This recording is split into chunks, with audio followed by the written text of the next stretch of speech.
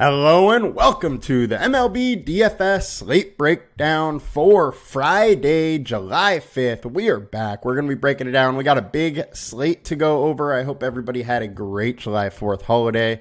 Everybody had fun. Everybody was safe. And let's get into this slate. But before we do, come join us at LineStar. $39.99 per month gets you access to everything we do. All the props, all the DFS. You get it all. One low price. Come join us. Come get in the community. Join us in chat. Let's have a good time. Also, if you are new and have never tried us out before, you can go through either of the app stores, Android or iPhone, iOS app store, and try out LineStar for free. We have a free 7-day trial through that way. Now, let's get into it. Let's break it down. We're not going to go over the full yesterday review because the two slates were just so much different. DraftKings, it was only a 4-game slate. It was just the afternoon games. Logan Webb, Justin Martinez were your pitchers. And then we had a 3-man Arizona stack, 2-man Rays, 2-man Giants. One off with good old Bobby Witt got it done. And then on to FanDuel. We had an 8-game slate where Nick Pivetta was the pitcher you needed. He crushed, went up for 55. 2-man Twins stack. 2-man Boston, and then some one-offs got it done. But let's get into today's slate, break it down. We'll start with pitchers. We do have a Colorado slate on our hands here. 10.5 total is by far the highest one. 9 is the next closest in Cincinnati at Great American Ballpark. Now, let's get into the slate. So, our high-owned pitcher is Luis Castillo. This actually just changed a little bit. It was Nestor Cortez earlier, and now it is Luis Castillo.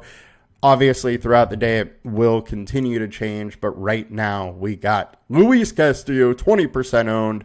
He's in a good spot versus Toronto. Toronto has not been good over their last 20 games versus righties. So I'm definitely a little bit intrigued with Castillo. He's only 8.7K, but we only have him at 1.7X, which is the problem here. I don't mind going with a little bit of Castillo here. His last 5 looks really bad, but it is against the Royals, Rangers, Guardians, Rays, and Twins. Pretty good 5 to go against, and 3 of those were away. Only 2 were at home. Just adds to making it a little bit rougher, and he's averaging 28.6% more fantasy points at home. We know the upside is there when he gets it rolling. Definitely at 8.7K. He's been decent versus them in the past. 121 ISO, 262 WOBA is pretty solid. Only worry there is the K rate being only 18%, but our combined K rate's 21. And he can definitely get on top of that if he gets it rolling. He is a guy that can absolutely give us 30 at 8.7. So I'm intrigued. Don't love it. Intrigued. Kevin Gausman's another one. 8.3 is just very equitable salary. I don't mind going here.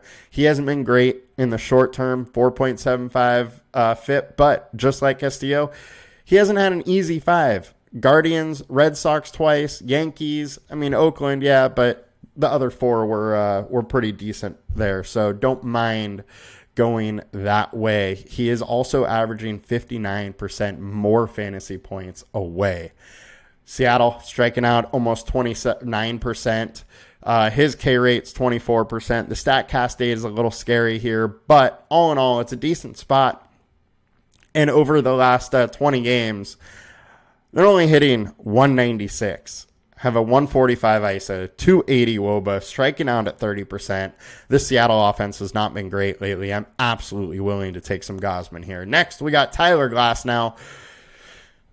He should be one of the higher-owned pitchers. He is good. He has a giant upside. He's been crushing all season long. My only worry with him in this spot is the fact that, 1, Milwaukee's K rate lately has only been 20.7%. 2, he's allowing a lot of stolen bases. Milwaukee likes to run a little bit. If they're running, they manufacture a couple runs, and Gausman doesn't have, 9+ strikeouts, he may not be getting there. He may not give you that ceiling that we really need on this slate.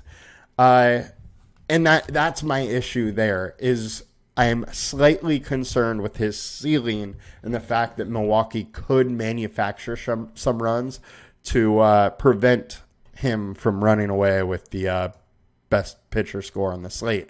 Definitely am in to Glass now. He's averaging 28, or we have him at a 28% combined K rate. I'm intrigued. We'll have some, but I think it's kind of a slate where there's so many good pitchers. I'm going to spread some ownership around a little bit. Next, we got Nasty Nestor Cortez versus the Red Sox. Now, this is an interesting spot because this Red Sox offense, 297 WOBA versus lefties, 135 ISO. Nestor's averaging 56% more fantasy points at home. They're striking out at 27%, or Boston is versus lefties. But over the last 20 games versus lefties, 287 average, 197 ISO, 358 WOBA, striking out 27%. I think this could go either way.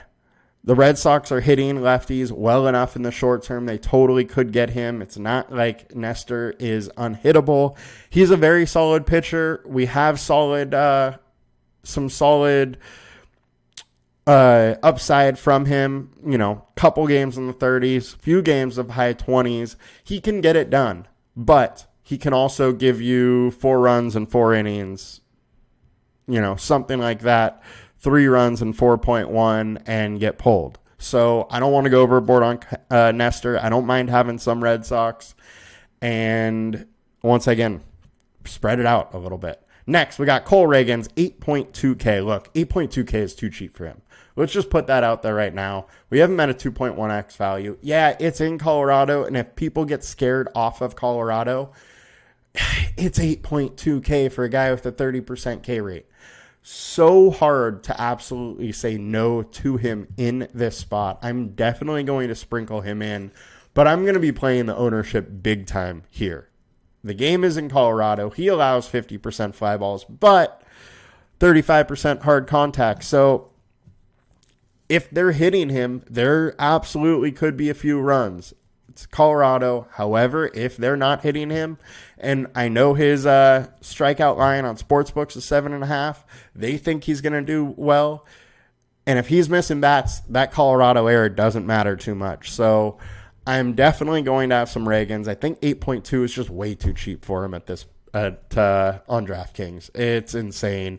He still needs to be in the mid-9s at least in Colorado. So definitely probably going to have some Reagans. Tanner Bybee. We have him at 2.5x. He's the best value on the slate. 9.2K. Guy has just been unreal lately. 2.73 FIP with a 35.7% K rate over his last 5. And, I mean, he played Royals twice, the Reds, the Mariners, Baltimore. He's faced decent to good offenses and still done this. Fully on board with going back to Bybee versus the Giants, who just aren't that great of an offense, and strike out a decent amount. Next, Reese Olson. Reese Olson's actually a value that I'm fairly interested in. 7.2K, 2.x value, 2.0x value. 26% K rate versus righties for Cincinnati. Reese Olson, 2.2 FIP over his last 5 starts, 3.17 over the last 20. K rate's decent. StatCast data has been fine. The only bummer here is the Reds versus righties, 198 WOBA or ISO, 326 WOBA over the last 20 games. So they could absolutely get him. They've been hitting righties well, but Reese has also been very good. So it's a tough spot. I don't think many people are going to go there because it's in Cincinnati and it's one of the higher game totals. But I do have some intrigue with going this way. I don't mind taking some Reese on this spot. Aaron Nola. Nola's been fairly good versus Atlanta in his career. He's a little up and down, though. He has a couple big-time ceiling games, but most of the time, mid-low 20s, not really going to get it done. But he is 8.8K. We have him at 2.3X. I'm fine with taking some of him. He's been in good form lately. 3.09 FIP over his last 5. 24% K rate over his last 20. StatCast data looks good. BVP is less than desirable, but he's up and down with Braves, so that's kind of going to happen. I'm fine with sprinkling him in. I'm not going to go overboard. Albert Suarez, 7.6K in the great matchup versus the Oakland A's. Fine with taking a little bit. I do think he's a little expensive for who he is and what the upside is. Pablo Lopez next. Pretty interested in Pablo, however it is, versus the Astros. The thing that I want to bring up about him is he does have a 31% K rate over his last 5 starts.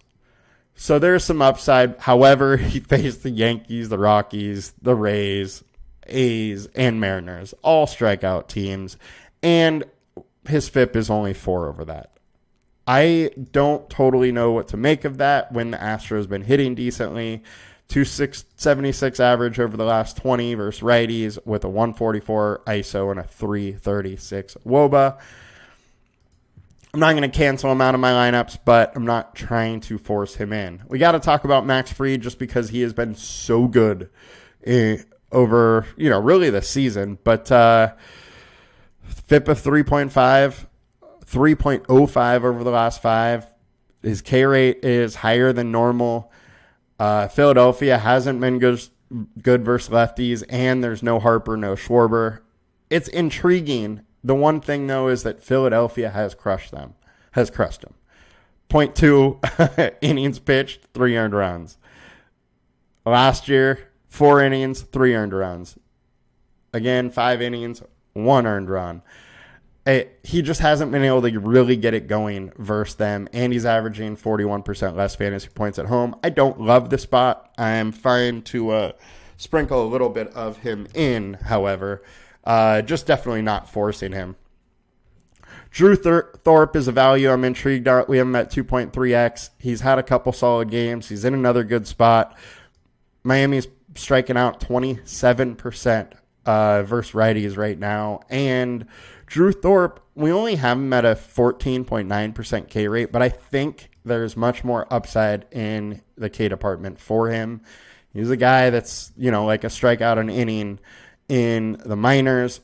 Maybe he's 8 Ks per 9 in the majors, but definitely a little bit intrigued with Drew Thorpe. After that, I'm really not too interested in anybody. If you want to go Tanner Huck, fine. He's a very solid pitcher, but it's versus the Yankees, so I don't love it. And then everybody else, I'm just kind of over. Spencer Bevins does look like he will be the long relief versus the Guardians, which may be fun to stack. Now, getting over to FanDuel.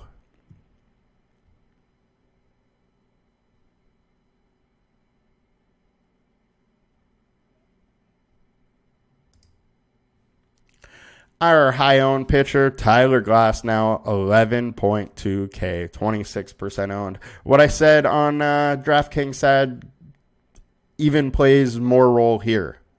I worry about his upside a little bit. He is absolutely an amazing pitcher, and 40-plus is almost a lock, but is there 50-plus in his arsenal today? Now, he's good enough that he can always kind of get it done no matter who he's against. But I do worry about them manufacturing runs a little bit and him not totally getting there because of that. So that is my one worry, but he's totally in play. Reagan's 10.4K in Colorado, second highest owned. Nah, no thank you for me. His price is way higher here on FanDuel, and his ownership is there. I think there's too many pitchers to need to go there when he is one of the higher-owned ones. Tanner Bybee, absolutely down to go to him. 5-star alert score, 9.8K. He's our highest projected pitcher. We have him at 4.2x. The consensus on him is decent, too. 13% owned. I'm fully willing to ride the Bybee train. Next, Nasty Nestor, 8.6K. His price is similar as it is on DK. I think he should probably be a little bit higher owned than he is, as well as Kevin Gausman is. However, the price on FanDuel is a little bit higher. Pablo Lopez, probably a little bit too expensive here on FanDuel. Aaron Nola, I'm fine sprinkling a little bit of him at very low ownership, as I am with Luis Castillo at 9.1K, 5x alert score, super low owned. I'm kind of intrigued to go here. Now, you're going to need him to have a bounce back start, but I think he can at home in this spot. Reese Olson is a little too expensive for me here, so not really going to go there. But I could throw in some Drew Thorpe at 7.7K, 4.2X. If he gets a few strikeouts, it becomes very interesting.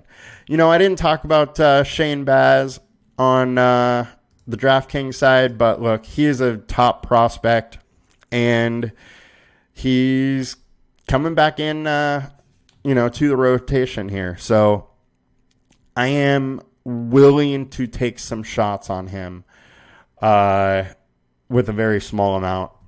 Rangers just haven't been that good for his versus righties, and Baz has giant upside. Now they're going to be very careful with him. 1.57 ERA with a 130 whip is, what he was showcasing. So if he can get back to that, if he is in that type of form, he could crush at low ownership. Now, I do worry about the kid gloves that Tampa Bay could put on him and could pull him early. Thus, we really can't project him very high. So if you're picking him, you got to kind of close your eyes and hope. But the upside is absolutely there. Let's get into DraftKings and get back to some stack attacks. Highest ceiling on the slate. It's absolutely got to go to KC, but we will see. There's actually a lot of low game totals in this slate, so could be a kind of interesting one to play here. I think there are quite a few different ways to go with it, though, and get a little different here. KC likely going to be the highest owned, likely has a solid ceiling and solid projection, but they can always get got. All right, so highest ceiling, Minnesota Twins versus Sean Dubin. Now, Houston really hasn't been that great. Dubin has been okay, but you're going to get a lot of the bullpen in this game and makes some sense to want to go to Minnesota. Boston versus Nasty Nestor. Nestor can give it up a little bit. The Yankees bullpen has given it up a little bit lately. I don't think it's out of the realm of possibility for Boston to get good. Arizona, they've been hitting well. Randy Vasquez has been awful. Definitely intrigued with some Arizona. Now, let's get over to the highest projected owned.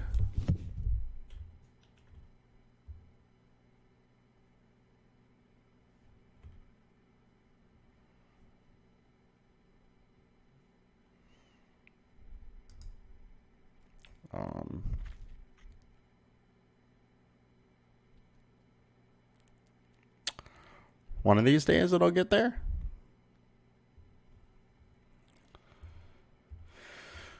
All right, so our highest projected own is the Royals. No surprise there. It is versus Kyle Freeland, who, we nicknamed him Free Bomb for a reason. 5.6 FIP over the last 20, 4.88 over the last 5. Don't mind going there whatsoever. And our highest projected is going to be there as well. So I don't hate it. We'll absolutely have some of him. Not going to go overboard, though, because I think the ownership actually might even get higher than that due to the fact that it's in Colorado and really not that many offenses look real good today. A lot of good pitchers on the slate. So, highest projected, we got Royals again. Dodgers are also popping up. I don't know who Milwaukee's throwing yet, but Dodgers are always in the realm of possibility here as that offense just keeps trucking along and keeps crushing. Now, highest value on the slate goes to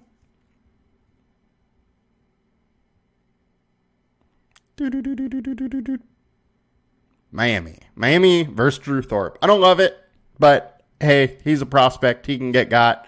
Oakland versus Albert Suarez. Look, he has a FIP of 4 over his last 5. you get a FIP like that, and you're bound to give it up every now and then. Tampa Bay versus Michael Lorenzen, a FIP of 6.73 over his last 5 and a 5.06 over his last 20. Tampa Bay has been hitting a little bit better. They can also score in multiple different ways. A little interested to go there.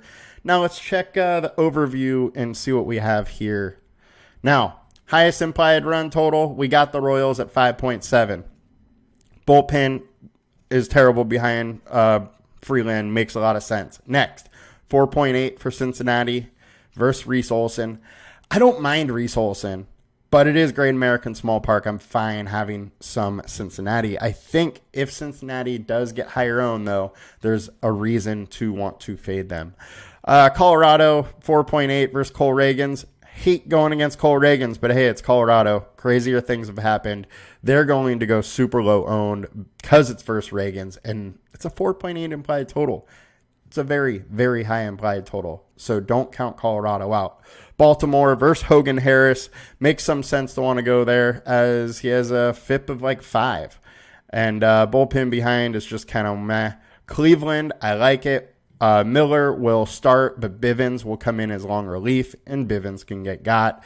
Bullpen behind Miller isn't great, and Miller is not going very long. Arizona makes a lot of sense versus Randy Vasquez. I think he is trash, to say at the least. And because I said that, he'll probably come out and have a game today, but I don't have much trust in him. Padres versus Sessione. I'm very intrigued here. One, bullpen behind him isn't great. He's allowing 35% hard contact. He's a decent pitcher. He has a little upside. He's been 3.5 FIP over his last 5, but a 4.8 over his last 20. The Padres have just been hitting the ball well too, so I don't mind going there whatsoever. I do want to point out the Dodgers are all the way down at 4.2, but yet projected very high. So we know there's big time variance with the Dodgers, but that bullpen for Milwaukee is very good, and that's probably why they are fairly low. Rays, Texas, Minnesota, all in play. I don't love the Yankees in this spot, but that offense is good. It can hit anybody. And that's about the overview we got here. One thing I want to point out is for Seattle, Kevin Gausman been very inconsistent all season.